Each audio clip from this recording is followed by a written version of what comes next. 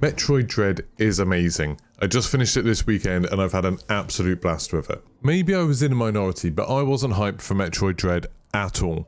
My first Metroid was Super Metroid back on the Super Nintendo. I remember it being this huge game, one of the first huge games that I was really fascinated by, but it was just too hard for me. I was getting confused all the time, I was getting lost in the massive levels, I didn't really understand the map, even guides in magazines looked really confusing to me, and the bosses were so impossibly hard, it took me ages to get past each one.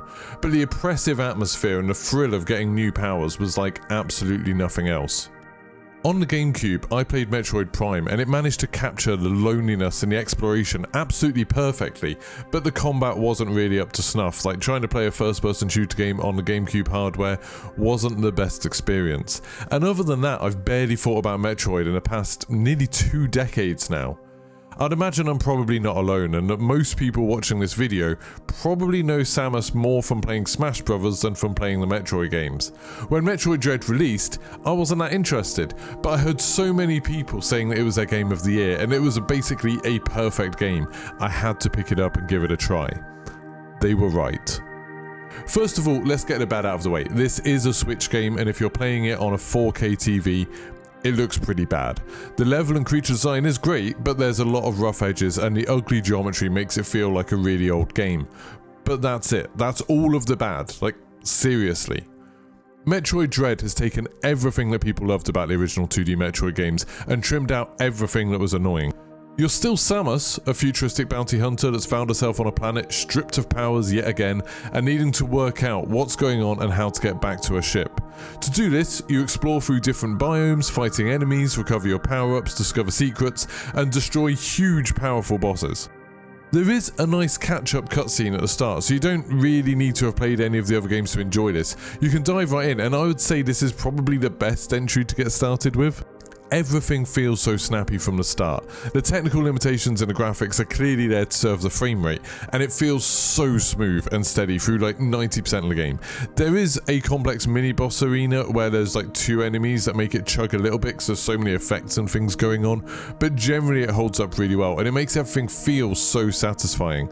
Before long, you'll be swinging across chasms with a grappling hook, firing lock-on missiles at 5 targets at once, sliding, parrying melee attacks, then rolling into a ball and going invisible as you throw bombs behind you. All of that without ever needing to access a menu, without needing to change weapons or anything like that, and without any stuttering. It's really incredible and it's like hard to overstate what an effect that has on the game that it just feels so smooth. Those new abilities come thick and fast in Dread, and that addresses one of the big problems from the previous games for me. Before, you could be stuck for absolutely hours before you found something that let you progress. In this entry, you'll probably be getting a significant upgrade every 20 minutes or so, sometimes even faster than that. I'm constantly shocked that I'll randomly go into a room without expecting anything, have to fight a mini-boss, and then get some incredible ability that opens up huge portions of the map that I couldn't get to before. Or sometimes you'll just go into a random room and it'll be like, oh, here's a new suit for you, and that lets you access a massive chunk of the map that was previously too hot to go in or something like that. The map is still huge and confusing, don't get me wrong, and there'll be moments where you feel lost about where to go next. There's like different areas in the map and they're connected by elevators and trams and teleporters.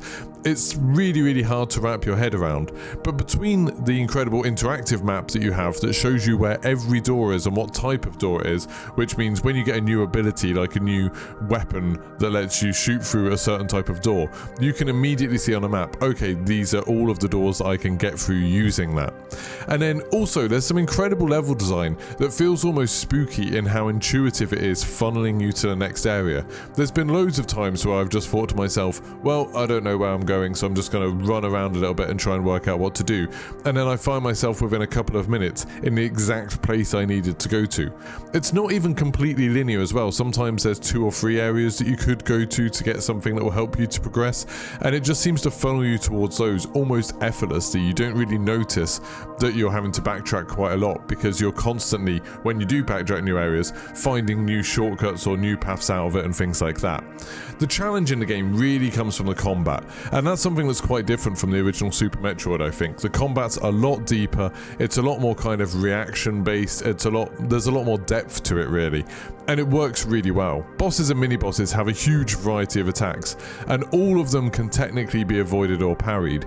And I think the game does a good job of teaching you this, other than the fact it has a tooltip that tells you exactly that every time you die to a boss, which will probably be quite a lot. But as you're going through the game, most of the normal enemies probably have one attack, some of them have two.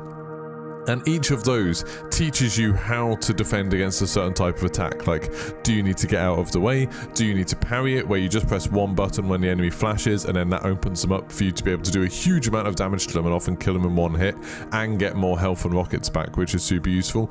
Or maybe you've got to do something else that's a bit clever. Maybe you've got to try and freeze them or something like that.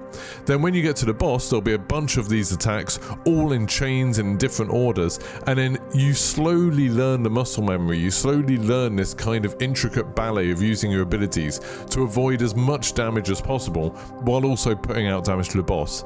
And it does take a bit of trial and error. Like, I haven't been killing bosses on my first try. I've been taking at least a couple of goes, sometimes a lot more than that.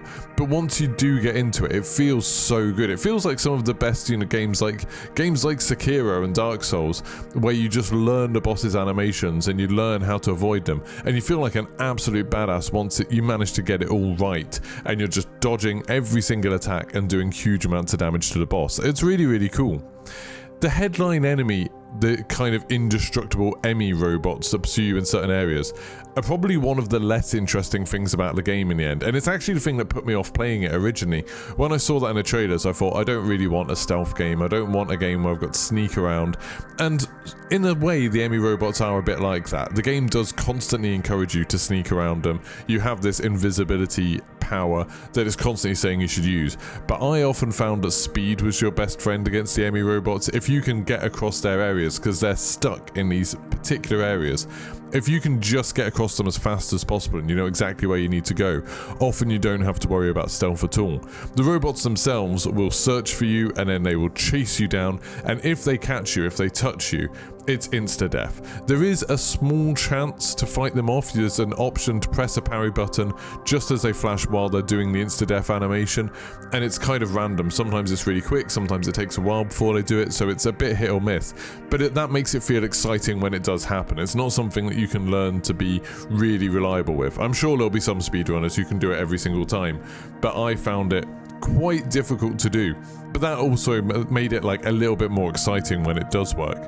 I've been having an absolutely incredible time this weekend exploring the planet, and I'm really looking forward to finding that rush of finding the next power, opening up more of the map and finding new ways to take on enemies. The loop is super addictive in a very good way, and I'll actually be sad when the game's over, which isn't something I often say. I normally wish games were a bit shorter, but this is a game I just want to keep on going.